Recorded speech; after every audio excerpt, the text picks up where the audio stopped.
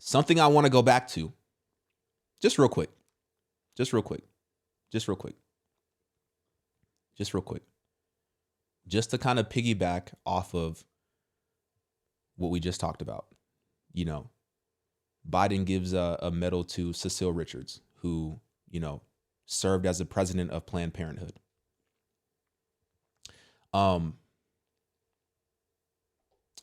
This is where things get a little dark. This is where people don't really want to watch, right? People don't really want to watch these things. They don't really want to watch these things. But I, in fact, want to watch these things. Margaret Sanger. This is an interview from a very long time ago. Couldn't even tell you what year this is from. I have no idea. It's old. It looks old. Very old. Very revealing Margaret Sanger interview, must see, about Planned Parenthood. Now, this is Margaret Sanger being interviewed about why she created Planned Parenthood. And she's being pressed on the spiritual aspect. She's being pressed on whether or not it's a sin. She's being pressed on her background and association, you know, as an atheist. She's being pressed on a lot of things. And I think it's very interesting to hear her responses as to why she did what she did in terms of Planned Parenthood. All right, let's watch this. Let's get into it. Some of y'all not going to be ready for this. Some of you might be excited for it. Nonetheless, let's get to it.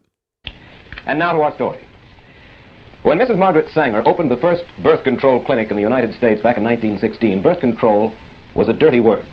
The police threw her into jail, as they were to do 7 more times during her crusade, a crusade that still faces the reasoning but unalterable opposition of the Roman Catholic Church. That crusade kept Mrs. Sanger away from her children for long periods. It helped to break up her first marriage, and she suffered constant, harrowing social abuse. Mrs. Sanger, in view of all of that, let me ask you this first of all. Why did you do it? I realize that you had an intellectual conviction that birth control was a boon to mankind, but I'm sure that others have that conviction too. And so what I'd like to know is this. What events, what emotions in your life made Margaret Sanger a crusader for birth control? Well, Mr. Wallace, it's hard to say that any one thing has made one do this or that. I think from the very beginning, I came of a large family. My mother died young, 11 children. That made an impression on me as a child. I was a trained nurse, went among the people. I saw women who asked to have some means whereby they wouldn't have to have another pregnancy too early, after the last child, the last abortion, which many of them had. So there's a number of things that are one after the other that really made you feel that you had to do something. There are some other possible reasons that suggest themselves on reading your biography by Lawrence later. Your mother, as you say, died prematurely after bearing 11 children. She was born a Catholic, was she not? She was born a Catholic, yes. And you're... in Ireland. Let me slow it down. Your father was a sort of a village atheist who clashed with church authorities, and because of his atheism, his earnings dwindled under community pressure. You and your brothers and sisters were known as, quote, children of the devil, end quote. Could it be then that in part at least you were driven emotionally toward the birth control movement because of antagonism toward the church, because that was a way to fight the church? No, I don't think I had anything of the kind in mind. I was what I would call a born humanitarian. I don't like to see people suffer. I don't like to see cruelty, even to this day. And in nursing, you see a great deal of cruelty and unnecessary suffering. At that time, there was no opposition as far as the church was concerned, any church. It was mainly the law, the federal law and state laws that one had to think of. The church was not in my mind at all. Well, in going after your motive then, and I will press you just a little bit more about that and then get to the specifics of this evening, but in your motive, in the movement, is it possible that the movement itself, the feeling of wanting to do anything that you felt was important, that perhaps that moved you a good deal? Because the fact remains that you led a movement against overwhelming pressures that stemmed back for centuries, And in doing so, according to your autobiography, you even left your first husband. And you wrote this to a friend, Mrs. Sanger. You said, "Where is the man to give me what the movement gives in joy and interest and freedom?" Now, what was this joy, this freedom that you craved? Well, I don't remember that letter, who it was written, but I think that it was not a question of marriage at all. There was a certain satisfaction in doing something that was going to alleviate the sufferings of women in particular, and I was quite a feminist at the time. Mm-hmm, obviously. And yes, and That's a crazy statement. That's a crazy statement. She said there's a certain joy in alleviating the suffering of women. There's a certain joy in alleviating the suffering of women. Pregnancy, a child, bringing life is suffering, according to Margaret Sanger. It's very interesting. I naturally didn't want to see women take all the suffering of childbearing and of pregnancies.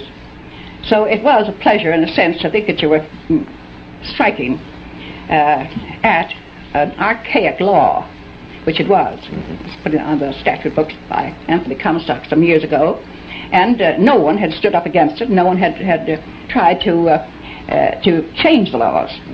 And at that time, not even a doctor had a right to use the United States mails and common carriers for books, for learning, for anything that he had to do with this question. It was considered obscene.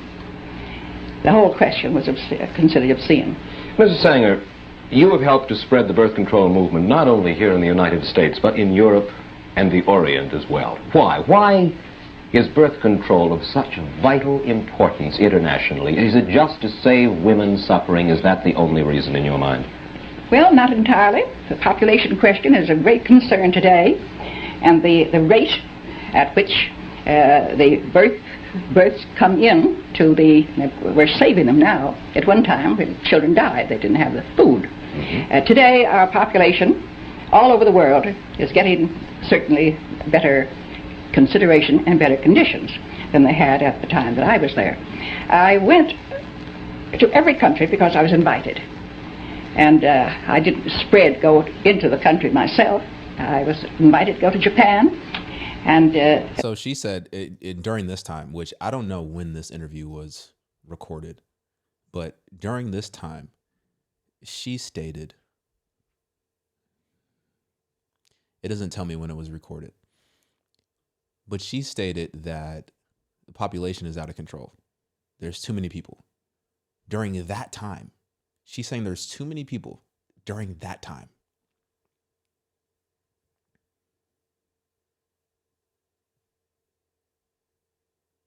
Now,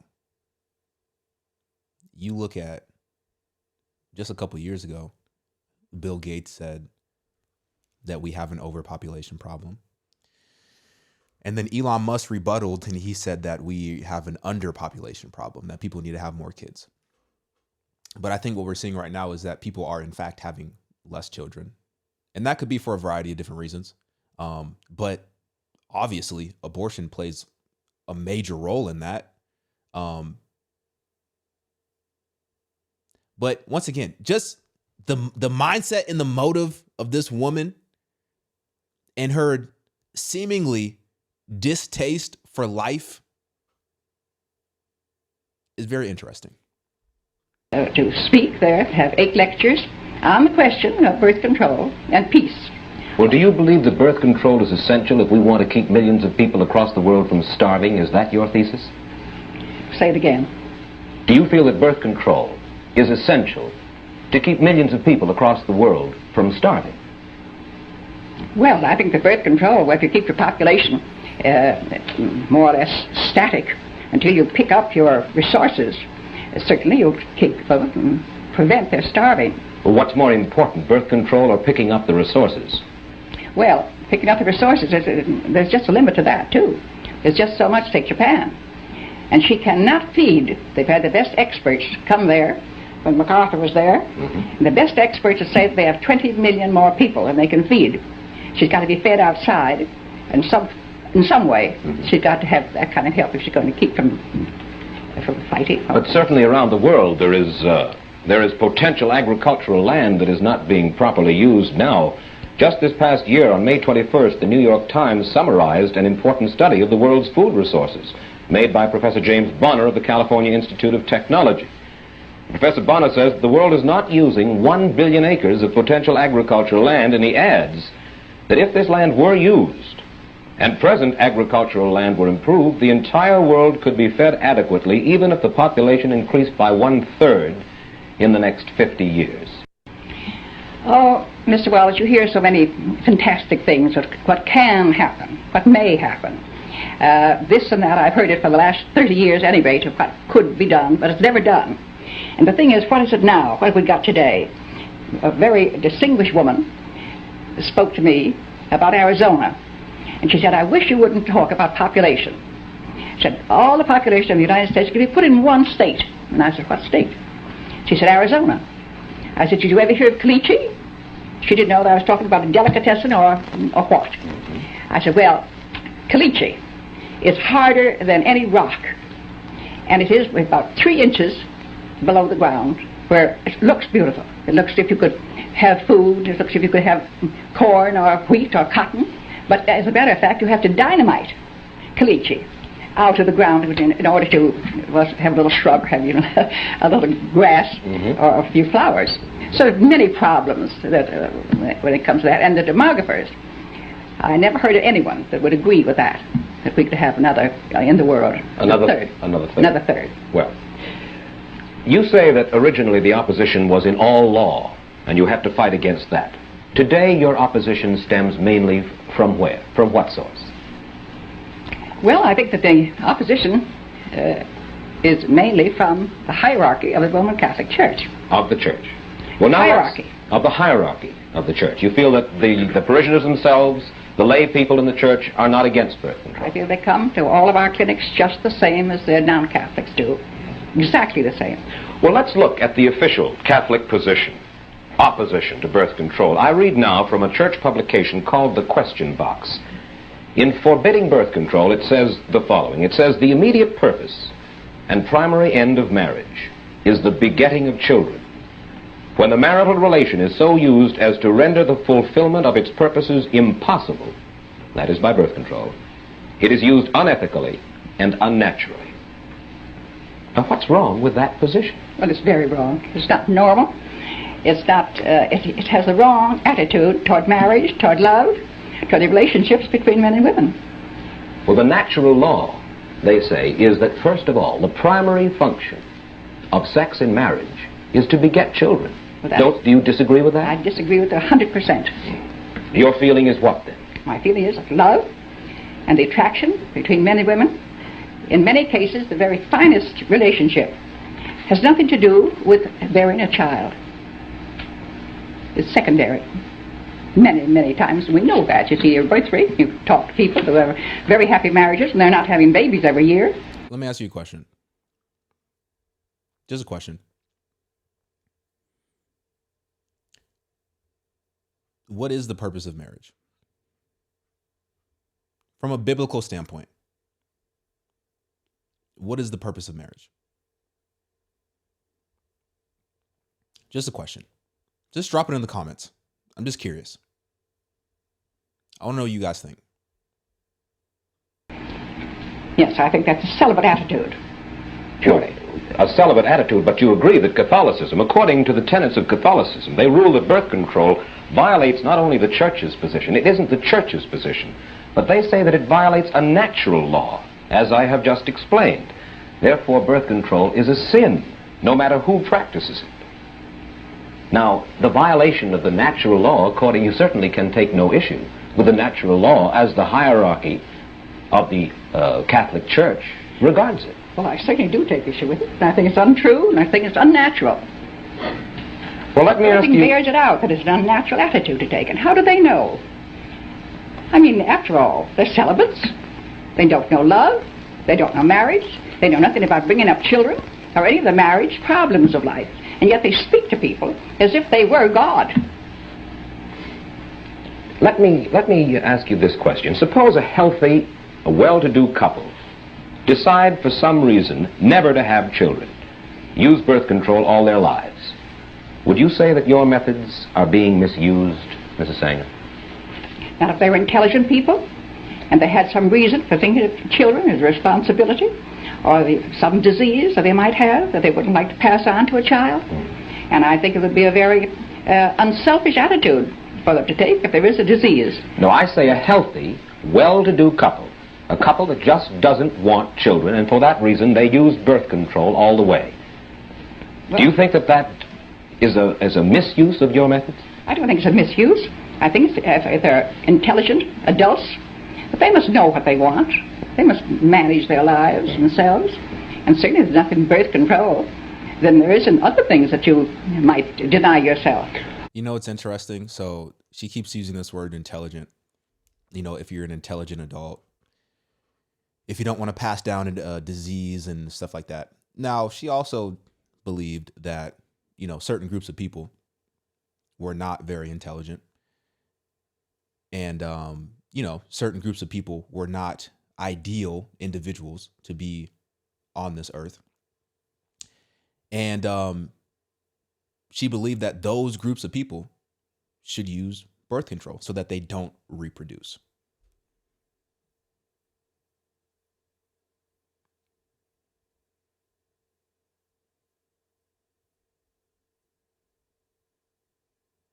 Which is interesting. You said Genesis 2:24.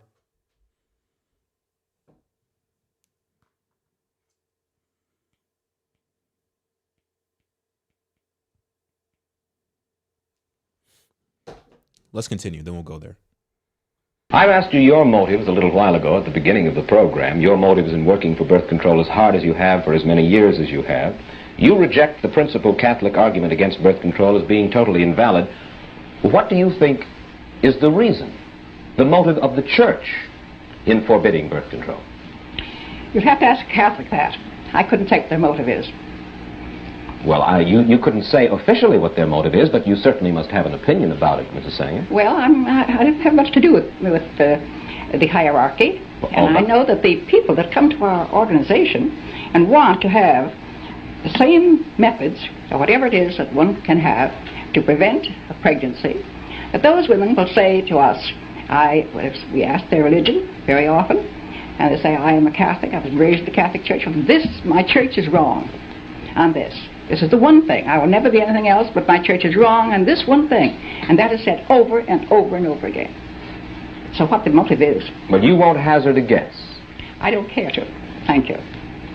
May I ask you why? Now, I know that in private and actually in public discussions, I think, prior to this time, you have been willing to state your understanding of what the motives of the Church are, and now you would rather remain silent. May I ask you why? Well, simply because I don't think that the Church has changed in its attitude. Some of the hierarchy have changed their attitude. You can't say the same thing that you might have said a year ago or 2 years ago, as to your belief or as to your opinion. Mm-hmm. And when have you heard it said that the reason that the Church is against birth control is because they want more Catholics? I've read it. Do you believe it? Well, if you read their papers, where they point out Boston, that's what has happened in Boston and Massachusetts. Mm-hmm. They have simply outbred the Protestants, and they in Boston and Massachusetts they have control. I've read that in their own papers. I see. Of course, the Church's answer, and I read now from a pamphlet published by the Redemptorist Fathers in Missouri, says as follows. It says that point of view about wanting more Catholics is nonsense. Quote, the Catholic Church does not command Catholic husbands and wives to have even one child. The Church considers it more than normally meritorious for them to have no children if they mutually and perpetually give up the use of the marriage rite for the love of God. All right. I don't quote what they do. So I think that the question in my mind is that they do and order their own people to do as they wish. But I object to their having the same rules for people who are not the same religion. Well, they believe, you see, that it is a natural law, not a Catholic law, but a natural law, and therefore a sin not just for Catholics, but a sin for all peoples. And I think that there are other religious groups, the very, very Orthodox Jews feel the same way about birth control. Let's look at another argument against birth control, Mrs. Sanger, published in Red Book magazine in March of 19... Very interesting.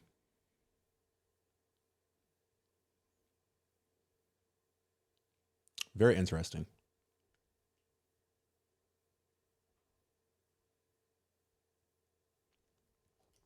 It aligns more. Well, not more. Fully.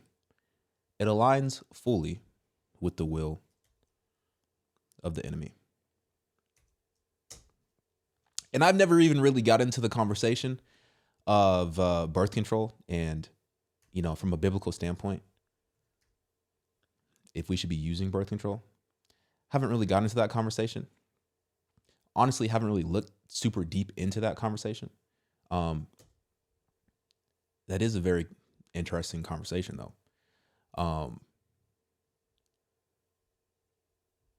Genesis 2:24, therefore a man shall leave his father and his mother and hold fast to his wife, and they shall become one flesh.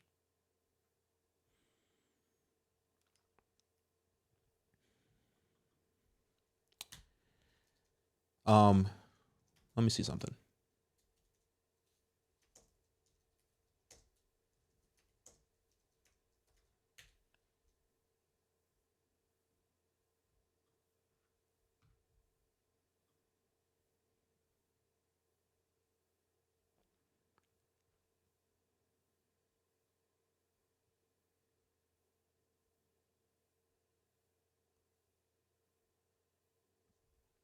What does the Bible say about birth control? Got questions. The closest that scripture comes to condemning birth control is Genesis chapter 38, the account of Judah's sons, and Onan. Married a woman named Tamar, but he was wicked, and the Lord put him to death, leaving Tamar with no husband or children. Tamar was given in marriage to Er's brother Onan. In accordance with the law of the Levite marriage in Deuteronomy 25, 5-6, Onan did not want to split his inheritance with any child that he might produce on his brother's behalf. So he practiced the oldest form of birth control, withdrawal. This is when he said he spilled his seed or something like that. Genesis 38:10 says, what he did was wicked in the Lord's sight. So he put him to death. Also, Onan's motivation was selfish. He used Tamar for his own pleasure, but refused to perform his legal duty of creating an heir for his deceased brother. This passage is often used as evidence that God does not approve of birth control. However, it was not the act of contraception that caused the Lord to put Onan to death. It was Onan's selfish motives behind the action. Therefore, we can find no biblical admonition against the use of birth control in and of itself. Contraception, by definition, is merely the opposite of conception. It is not the use of contraception that is wrong or right. As we learned from Onan, it is the motivation behind the contraception that determines if it is wrong or right. Married couples use contraception for a variety of reasons. Some feel called to put off childbearing until they are in a better position to care for children. Some, such as missionary couples, may feel their service to God overrides the desire for children at a particular point in time. Some may be convinced that God has a different plan for them. Ultimately, a couple's motivation for delaying childbearing, using contraception, or even having numerous children are between them and God. Godly life. I don't necessarily think that birth control is a sin. I know that there's some, I don't want to straw man an argument, but I know of some Catholics who do think that birth control is a sin. I don't know 100% why they believe that, but I know of some Catholics in my personal life that do believe that. I don't think it's a sin, but also at the same time, like there's, let me backtrack. Like the Plan B pill, that's pretty much like the same thing as abortion, in my opinion. That's pretty much the same thing. It's pretty much the same thing, in my opinion. If you're on just like the normal pill, I don't think that's sinful. I do think it's unhealthy though. Obviously, I'm a man talking about a woman's, birth control, but like the pill and all these hormone variations of birth control where you're putting hormones into your body or you're encouraging your body to decrease or increase certain hormones, that over long periods of time, scientifically has been proven to be unhealthy. I do think it's unhealthy. I do think that women are being told to get on birth control at early ages. Like you have, girls who are being told to get on birth control at like 12, 13, 14 years old. Like, and they're not sexually active, but their doctors are telling them that it's going to clear up their acne, that their skin's going to be healthier and yada, yada, yada. Right. But then they're on hormones for decades of their life. And then they have problems trying to get pregnant once they're ready to get pregnant. I think more natural forms of birth control are a lot healthier. There's ways that you can monitor your temperature. There's ways that you can monitor, we're getting kind of crazy, but there's ways you can monitor your cycle and stuff. Like you know what I'm talking about. There's more natural solutions that you can use, albeit not as effective. But listen, if you're asking me, I understand that, Jesus walked this earth. He's the perfect example that we have as Christians, right? We're called to be Christ-like. We're called, in the Bible, they were called people of the way of Jesus. We want to follow the way of Jesus and what he did. Right? So you look at Jesus, he didn't have a wife. He didn't have children. I understand that. But he glorified God. He laid down his life for his friends. And he fulfilled the mission of God perfectly, without fault. Right?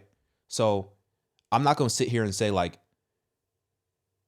if you don't want to have kids, then that's sinful. I'm not going to say that because Jesus didn't have kids, right? I'm not going to sit here and say, if you don't want to get married, that's sinful. Jesus didn't get married. I'm not going to sit here and say that, right? But I am going to say, you need to check your heart as to why you feel this way. You need to check your heart. Because there are passages in the Bible, we just read, Genesis 2:24. Man and woman come together, become one flesh. Be fruitful and multiply. Like there should be, I think it's healthy. I think it's an amazing desire to want to get married, to grow a family, to have children, to raise your children with reverence of God so that they can go out and preach the gospel and become disciples and bring more people into the kingdom of God. I think that's beautiful. But if that's not where you're at in your life right now, I don't think that's necessarily sinful, but you need to check where you got that desire from. Because there's also, you look at Paul. Paul was like, not getting married. I'm going to submit fully to the Lord. And he said, I would actually, tell y'all not to get married so that y'all could submit fully to the Lord. But then he said, a lot of y'all can't deal, and I'm paraphrasing, a lot of y'all can't deal with temptation. So instead of you being led by your flesh and being tempted, go get married so that the devil cannot tempt you. Right? So I say all that to say,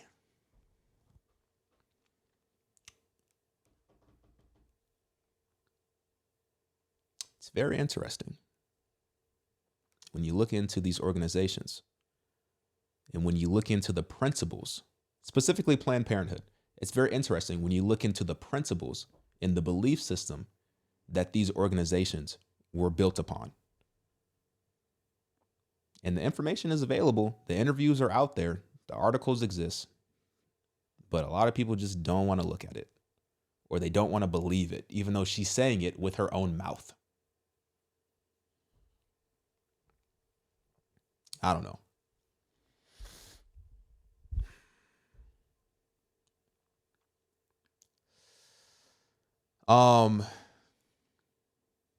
Do y'all want to finish the interview or not? Do you want to finish it or not? I'm cool with it, but there's like 15 minutes left. Do y'all want to finish it?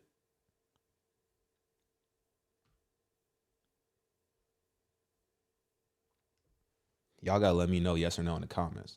I'm waiting on y'all. This is an interactive program. You want to finish it? All right. I haven't seen the full interview. That's why I'm asking. So I don't know exactly what they're gonna get into. Just put yes or no in the comments, please. I need to see a clear consensus. A clear consensus. A lot of people saying yes. You said good evening. Where you at? Talking about some good evening. It's 11:22 a.m. where I'm at. But good evening to you as well, sister in Christ. Okay. Let's just finish it. We'll finish it. And then we'll get on to the next topics. 56. It says birth control is a devastating social force which tends to weaken the moral fiber of the community. Immunity from parenthood encourages promiscuity, particularly when unmarried persons can so easily avail themselves of the devices. Do you doubt that? I doubt it. You do? Certainly. Then let me read from a news story in the Philadelphia Daily News on June 10th, 1942. We'll finish it. A lot of people saying yes.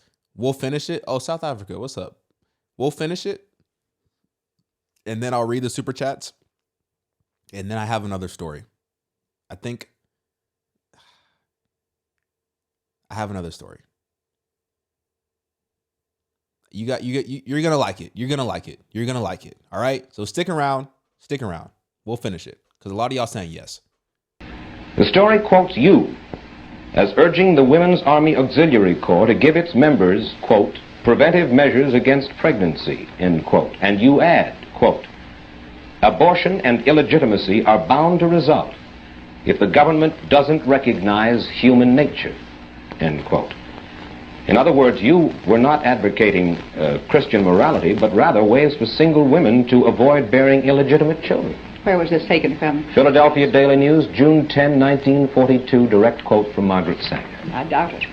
I don't believe I ever made such a remark. She said, I doubt it. Well, in the same vein, in your autobiography, which you cannot disavow, you wrote the following about sexologist Havelock Ellis. You said he's been able to clarify the question of sex and free it from the smudginess connected with it from the beginning of Christianity. Now, what do you mean by the smudginess connected with sex, and why do you blame it on Christianity? Well, there's many reasons, of course, to say that we have more records of it from the dawn of Christianity. And I think I was speaking of Havelock Ellis as having clarified the question of homosexuals, making the thing not exactly a perverted thing, but a thing that a person is born with, different kinds of eyes, different kinds of structure, and so forth. That he didn't make all homosexuals perverts. I felt that he helped clarify that to the medical profession and to the scientists of the world, as perhaps one of the first ones to do that. That was one of the things that I meant in that. Mrs. Sanger, do you disagree that Catholics, or do you feel that Catholics should not have a right to have a say when a city administration contemplates spending their tax dollars on birth control or the dissemination of birth control information, something that Catholics believe is sinful? If they have a right to say what they... Do you feel that they don't have a right to have a say when a city administration contemplates spending their dollars, tax dollars, on birth control? For instance, here in New York, Catholics comprise about 45% of our population. They're the largest single group. Well, don't you think they should have the democratic right to lobby against having their money spent, their tax money spent, for something that they consider evil? Well, I suppose they have a right. They certainly do it. But so have the others. They're only 45% of the population. That is not the majority. But they have a right to get up and... Certainly. I'd have no objection to their having them say that, but I think we should have the same right. I say we, I mean non-Catholics. Well, of course, this is a little bit at variance with something that you told our reporter earlier this week. You said earlier this week, it's not only wrong, it should be made illegal for any religious group to prohibit dissemination of birth control, even among its own members. In other words, you would like to see the government legislate religious beliefs in a certain sense.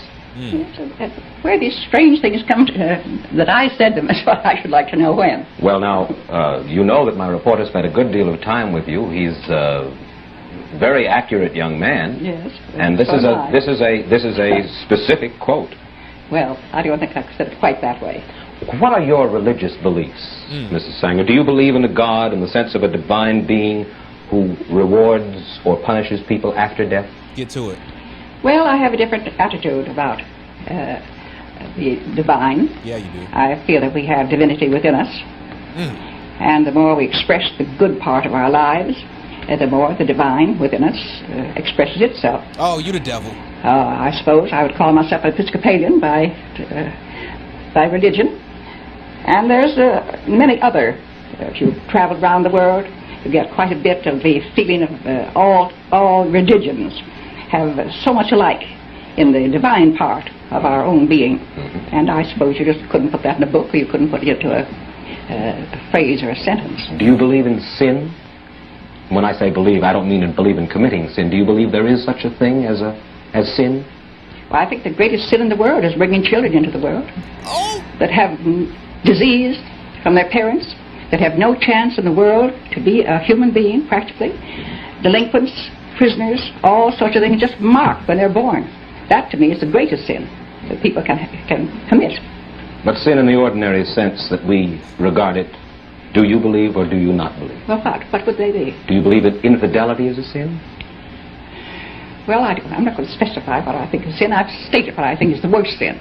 Yes, but then you asked me to say what, and I said what, and you refused to answer me? Yes, I don't know about infidelity. It has so many personalities to it. Okay. All y'all Christians who support this behavior,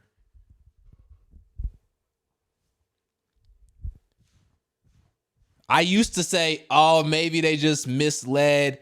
But if you know this information, you call yourself a Christian, you ain't a Christian. You ain't a Christian. I'm just telling you, if you know this information, if you know her belief system, if you know what she believes in, and you still gonna sit here and say it's choices, pro-choices, all this stuff, you're not a Christian. Get off the line. Repent. This is crazy. All these pro-choice pastors talking about pro-choice this, pro-choice that. Go vote for her because she's pro-choice and this is the church and you gonna bring her. Like, this is crazy, bro. Do y'all know? This is crazy. This is crazy. This is crazy. This is crazy. This is, I mean, clearly, you could clearly see the spiritual opposition, right? You could clearly see the spiritual opposition. You could clearly see it. What a person's own belief is. I couldn't generalize any of those things as being sin. Murder is a sin. Well, that's naturally a thing. Murder is a sin or not. It's a terrible act. In just a moment, Mrs. Sanger, I'd like to ask you about another social problem here in the United States. Did she say, hold on, did I get this right? If I'm incorrect, let me know. Did she say murder? She said murder is a natural thing. She said murder is a natural thing. But then earlier in the interview, did she say that having children was not a natural thing?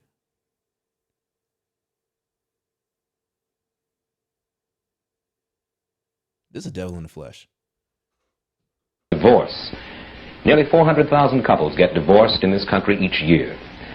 And I'd like to get your views on the cause and possible prevention of this problem.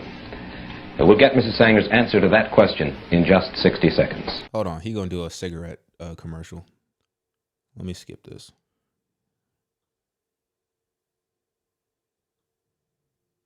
Get with Philip Morris in regular pack. No, I'm not getting no Philip Morris, bro. Annulments in America each year. 400,000 divorces or annulments in America each year. What, and this is hard to do in the short time, of course, that we have, what would you recommend to cut down our divorce rate? Well, as a great many of our clinics are including in the work that they do in birth control clinics, having marriage counseling. So when the woman or the man come and complain of their marriage on the skids, we invite them to come and have special talks with some of our psychiatrists or others who are making a study of that all over the country, where we have about 500 clinics. They almost all include marriage counseling and marriage direction. May I ask you this? Could it be that women in the United States have become too independent, that they've followed the lead of women like Margaret Sanger by neglecting family life for a career? Let me quote.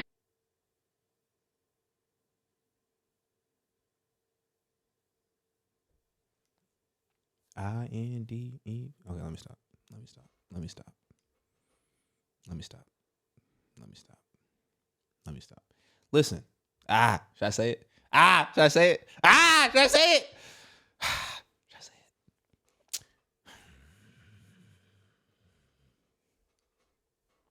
Let me save it.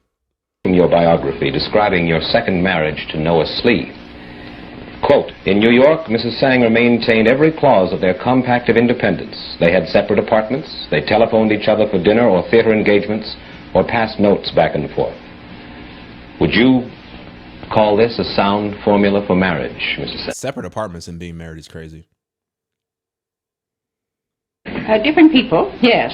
It certainly was for me and for my husband. We had a very happy marriage consulting. He had different friends than I had. You had a happy marriage because he was in a separate apartment and had to deal with you and have to see you because you was Satan. And I don't believe in forcing. After all, we were two adults. And forcing your friends on another person who may have an entirely different outlook. It worked out very well. I know that it did.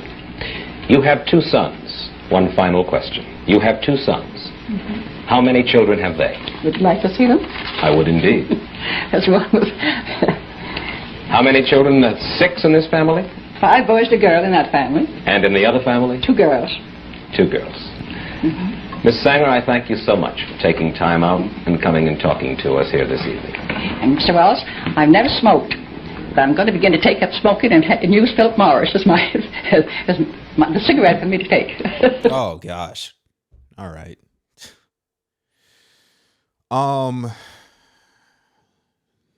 What a conversation. What a conversation that was. Let me pick up this water bottle that I threw. Hold on.